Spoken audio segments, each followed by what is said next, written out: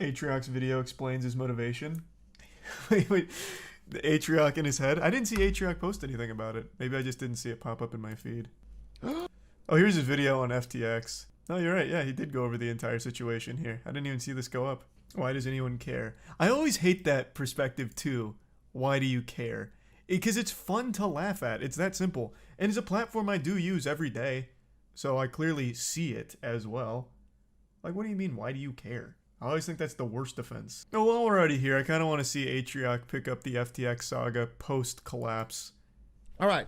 I'm going to try and explain what's been going on with FTX, which is the largest crash in crypto history and probably the end of crypto. I'm going to try to do it as fast as I can. So here's this guy, Sam. I will say, off rip, I know he's exaggerating. Unfortunately, it won't be the end of crypto, but god damn it, is it a wonderful fucking dumpster fire in and of itself. Sam Bankman-Fried. He's like 30 years old, and he's been described as a wonder kid. He was put on the cover of Forbes as the next Warren Buffett, an investment god. He's also described as the most generous billionaire. Yeah, that's what I was saying. That's what I showed you. Next to me is the most generous billionaire in the world. Hi, my name is Sam, and this is my story.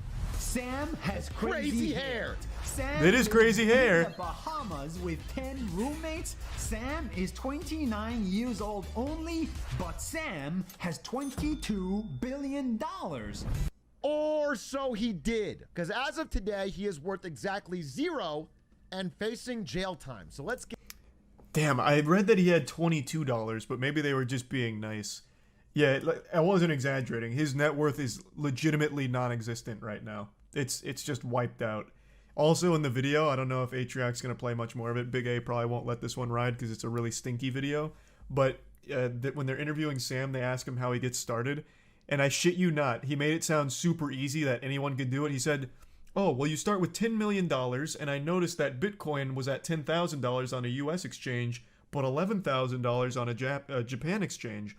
So I put my $10 million into Bitcoin at 10K, and then sold it for a 1K profit on the Japan exchange. And I did this every weekday, making $1 million a day. It's that easy. You just got to start with $10 million, and you too can be the next Sam. Literally, step one, start rich. Like, that is almost every billionaire's story. Get into that. This kid, Sam Bankman-Fried, went to, I believe, MIT. Thanks, Risa. While at Monkey MIT, he and graduated and Flair. started working at a trading firm. And he started trading small amounts of crypto and things like that. And eventually, according to legend, he found a arbitrage opportunity, which was basically that you could buy Bitcoin at a certain price. Yeah, oh, in he's Japan going to bring and it sell up. it at a different price in America. And he did that to make around $20 million. And when he did that, he started his own trading firm called Alameda Research, which was him and some other friends, basically these 10 people in the Bahamas, doing random crypto trades. And at first, the crypto trades were going pretty good because in 2017, 2018, crypto is a pretty small space and the real professional traders don't really want to get involved in it. But as it starts to grow, the opportunities for easy money go down because all the great traders get in and all the high frequency traders get in. So he pivots to a new idea, which is instead of being a trader of crypto, he's going to be the exchange. So he creates front man. FTX, which is the world's second largest crypto exchange. You may have seen it in the Super Bowl, where there was a commercial where Larry David warns you to not miss out on crypto. It's a safe and easy way to get into crypto. God. I don't think so. And I'm never wrong about this stuff. And he Never. never was. Don't be like Larry. Don't miss out on crypto, on NFTs, on the next big thing. God, that feels so good. Oh my lord. I don't remember that commercial like that, but that is beautiful. Larry was not wrong. That is correct. Man called it. Maybe we all need to be a little bit more like Larry. Yikes. So he launches FTX, and for a while things are going good. He is starting to get big investment money from people that think of crypto as the next big thing, and they want something safe. They know that crypto is becoming this big thing, but they don't really understand it. They're afraid of being called out of touch.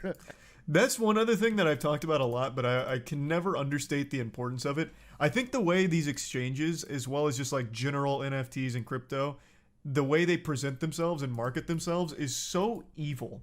They're very clearly targeting either older people or people with legitimate FOMO, fear of missing out. They're always saying it's safe, you're going to make money, like there's really no risk involved, it's easy to start up, it's quick. Like, you are stupid if you're not putting your money in crypto because it's so guaranteed. And it's fucking wild how effective that is. Now, of course, I did the same thing. Yeah, 100%. Like, when this shit was hitting hard, and it really wasn't crypto, it was GameStop stock, because I had such a bad, such a bad time. Like, I was so upset that I missed out on GameStop stock because I got told about it really early. I was like, nah, it's fucking stupid. So then GameStop happened, and then immediately the crypto boom happened after I'd already been in crypto for like 3 years prior, but just never got serious about it. And I had such bad FOMO, I was like, fuck it, I'm going all in on like every crypto, and lost everything in crypto, in every department of crypto. Well, I guess I haven't lost it because I still have all of it, but it's all worthless now. It's completely worthless. Half of them are rug pulls anyway. But like the marketing targets people with my mental illness, where it's like, oh, you mean like, like it's guaranteed? Like a cheat code? Oh, like it's safe too? Oh shit, okay, then I'm in. And just saying that it seems like a scam. So they start investing big money, but they want a safe option. And FTX, an exchange, almost like a bank, feels like a safe option. Here is an example. This is on Sequoia Capital, one of the most nice respected Enron and hat biggest too. That's a investment nice firms touch. in Silicon Valley. This is on their website. Actually, they just took it down today. It was up yesterday. They told a story about the pitch that Sam Bankman-Fried had to Sequoia. I want FTX to be a place where you can do anything with your next dollar. You can buy Bitcoin. You can send money in whatever currency to any friend anywhere in the world. You can buy a banana. Huge. Suddenly, the chat window on Sequoia's side of the Zoom lights up with partners freaking out. I love this founder, said one partner. I'm a 10 out of 10. Yes! Exclaimed a third. What is That's that? dumb enough. But then we find out. I am a 10 out of 10. Is that flirting? Like, I don't even understand what that means. Like, a 10 out of 10 on the excitement scale? What the fuck is that even in reference to? You can buy a banana. I'm a 10 out of 10! Holy shit! In the story, I sit 10 feet from him, and I walked over thinking, oh shit, that was really good. And it turns out that fucker was playing League of Legends throughout the entire meeting. We were incredibly huge. impressed. It was one of those your hair is blown back type of meetings. What?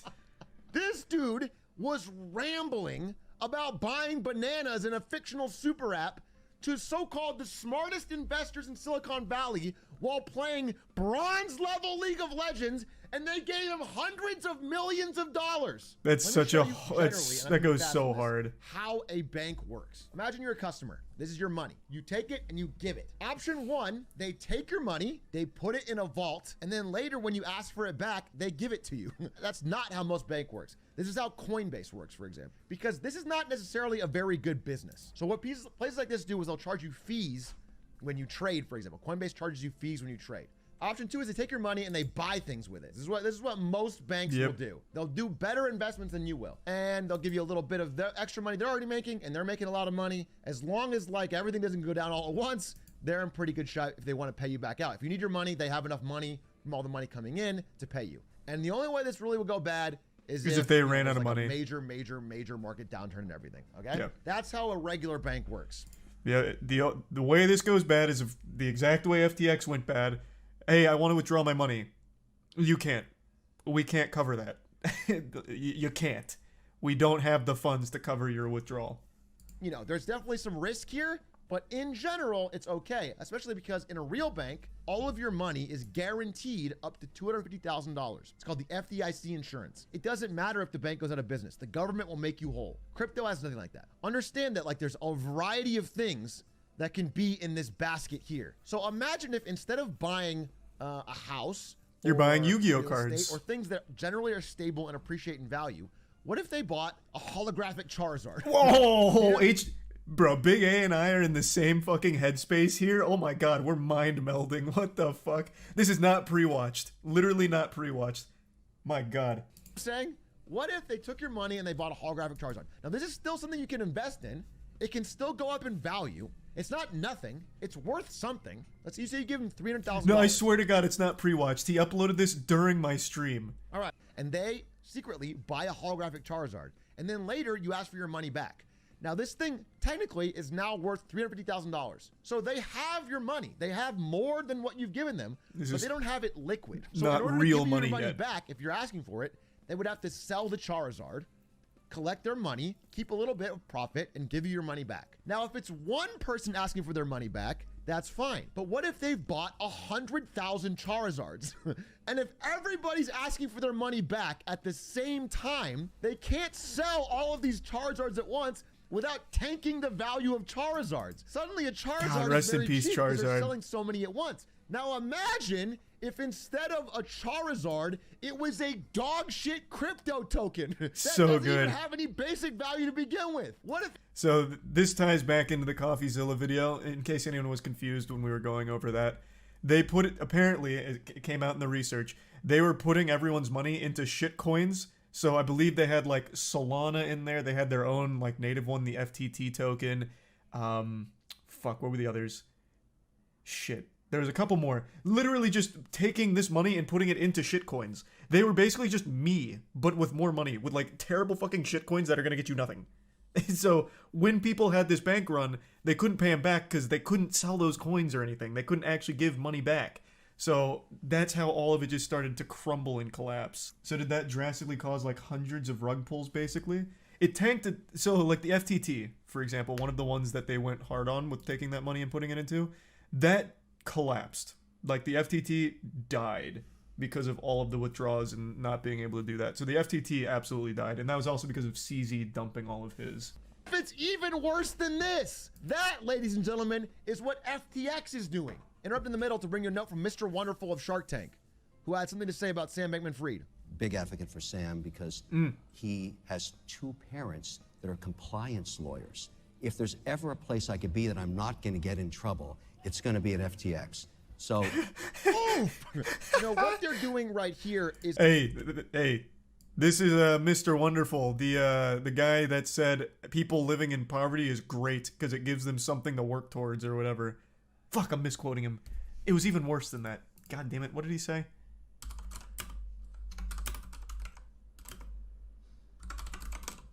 What did he say? People living in poverty? Oh yeah, Kevin O'Leary says 3.5 billion people living in poverty is great news. This, according to Fantastic Oxfam, of news. the world's 85 richest people is equal to the 3.5 billion poorest people. It's fantastic. And this is a great thing because it inspires everybody, gets the motivation to look up to the 1% and say, I want to become one of those people. I'm going to fight hard to get up to the top. This is fantastic news, and of course I applaud it. I applaud the 3.5 billion people living in poverty. Wonderful news. Now you're all motivated, idiots. So if you're not a billionaire like Kevin, it's your own fault. right here is incredibly stupid. Buying crypto with customers' money, already stupid. But the real problem is this, that the Alameda Research, which is the other company that he owns, was making all of these terrible, terrible bets on crypto, with their CEO being a 28-year-old Harry Potter fan who also dated Sam Bankman-Fried. And I've seen interviews with her where it clearly shows she has no fucking idea what she's talking about when it comes to investment. You know, adjusted myself to, you know, okay, we're farming comp, and then it's like, oh, now we're farming these things that are like foods, and then now we're farming these like whatever weird like meta food things. I don't know. Meta foods? Yeah, I feel like I did manage to get away from my initial skepticism and end up embracing the mindset of like, great, gonna like go out and look for like whatever like the weirdest, dumbest thing people are talking about today, and like that's gonna be the thing I'm working on today. She literally has no fucking idea. And these guys are losing money hand over fist. They're investing in all sorts of wild things. And so Sam Bankman-Fried starts taking money out of customer deposits at FTX and secretly funding Alameda Research illegally. This is illegal. That is where this becomes an Enron moment. Interesting, Where okay. It becomes like this guy's probably going to jail moment. They were loaning it to Alameda, and they were getting, in return, something called FTT. FTT, token. yes sir, yes sir. FTT token is a made-up crypto token that was made up by FTX that was basically supported by the profits from FTX. FTX was buying this token regularly to keep it pumped up. It came out recently after a leak that almost all of the money on their books It's just FTT token. They had a bunch of FTT token that they said was worth. That's the great, exact though. amount of everyone's You gotta deposit. love And FTT, so people though. realize, wait a minute, if better we than ask money. for our money back, you can't sell these to get enough value to make all our money back. Like, our money no longer exists in this vault. It's just a bunch of this fucking token. And so once that leak comes out, the CEO of Binance, which is this guy, CZ. basically says, I own a good amount of FTT token, and I'm going to dump it all. And that's going to make the price of this crash because it already is a shaky investment. It's not really worth what you say it is. Once he says that, every person who has money in FTX's vault realizes, fuck, this place is going to go down. So they all start trying to frantically pull their money out, which of course causes this to start to crash. The whole house of cards unwinds. Overnight, literally overnight, FTX collapses as an entity. They just simply do not have the money. And so Binance originally offers... I do think, like, extending this further beyond FTX, I really feel like this is like something that could happen to any crypto exchange. Maybe not Binance. I think Binance is at a point where they're too big to fail. I don't think they're like insolvent or anything. I don't think they could be hit by something like this, but I feel like every fucking other crypto exchange can. You never know. Hey, again, you never know. I did say that behavior from CZ, while being a Giga Chad move, has historically been like a dagger in the future. Do Kwon said something similar, did something similar on Twitter days before Terra Luna died in very similar and tragic fashion. So it could. It absolutely could. To buy up FTX for like $1, just basically buy it up. But then they look at FTX's books and they realize FTX is in so much debt that if they buy FTX, it'll probably bankrupt them. Toma and Deep. So now nobody is buying FTX. Nobody can get their money out, including this fucking man, Tom Brady, who's probably going to have to play football till he's fucking 59 now. Oh, no. Like TSM. No. Like the Miami Heat, all of which accepted major FTX sponsorship deals that lasted 10 plus years, are all not getting paid. TSM is built almost entirely on this FTX money, which is not getting paid. I predict, we're going to see like legitimately Mr. Beast might buy TSM. I'm not even kidding. Why did anyone That'd be huge, actually. If Mr. Beast bought TSM, you should buy TSM. Are you fucking insane? You think I can afford TSM?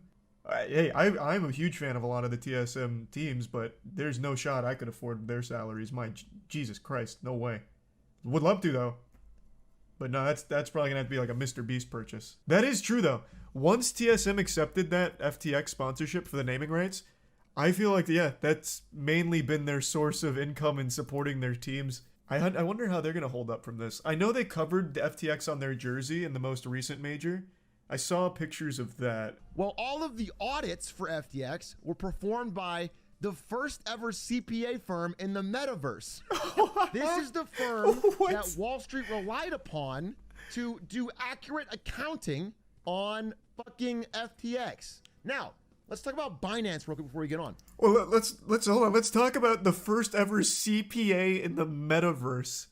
Is there any point ever so far where the metaverse hasn't copped a huge L? I wouldn't even think metaverse would be implicated here, and yet it still somehow finds a way to be front and center at another major fuck up. That is so beautiful. That is the gift that just keeps on giving. Oh my god, what a joke. And there are still people that firmly swear by the viability of the metaverse. Everything that it even remotely comes in contact with is ruined and trash. That's so wonderful. Because remember yesterday or 2 days ago, I talked about this and someone said, yeah, okay, FTX is dead, but Binance is fine. And I said, Pepe laugh. Because guess what? As of today, a few hours ago, it shows that Binance's reserves are almost half of its holdings in its own token. No! It's the same problem. So crypto as a whole, basically every exchange, Binance, maybe buying Bitcoin on Coinbase, is fucking fraudulent. Rough. It's all fraudulent all the way down. It's all a massive Ponzi scheme. And again, this wasn't hard to find out. So Sam Bankman-Fried went on a podcast when he was at the height of his this was in the fame and CoffeeZilla power, video. and he was asked business questions about what he does.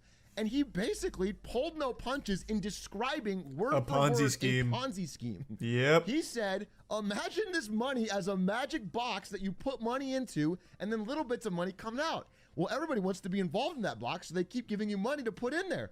He basically said that. Like, I'm not even changing too many words. Matt Levine on the podcast said this. I think of myself as like a fairly cynical person, and He's a tier 1 candidate. was so much more cynical Yeah, than how I would have described farming. Like, you're just like, well, I'm in the Ponzi business, and it's pretty good. And nobody called him out. And this guy kept on living as a billionaire and crushing it for another like year after this. Because again, this guy's absolutely the modern day version of Enron. By the way, guess who is appointed as the new CEO of FTX today? Wait, let me guess. I want to take a guess. CZ. I'm gonna go with a wacky one. CZ. Oversee its liquidation. John J. Ray, the guy that I don't know liquidated who that is. Enron 20 years ago. It's a Cool. full circle. This dude's back. Oh, here's a little cherry to end it on. Update as of a few minutes ago. FTX official and FTX. Oh, yeah, this is the hack I wallets was have been talking about. hacked, with over $600 million leaving the exchange late Friday. It's convenient. Hacked. I'm sure this is probably a last-minute looting by people that had access in the Bahamas to whatever was left of this fucking absolute Ponzi scheme. Rarely rich people go to jail. Unfortunate byproduct of the system. But thankfully, these guys aren't rich. Yeah, they have Almost $0. SBF's current amount is $1 of value. One group I really want to call out specifically are people that took all of FTX's money and shilled it relentlessly. I don't want to name names, but there are many, many YouTubers that I've seen in the space that, not financial advice, did a ton of shilling for FTX.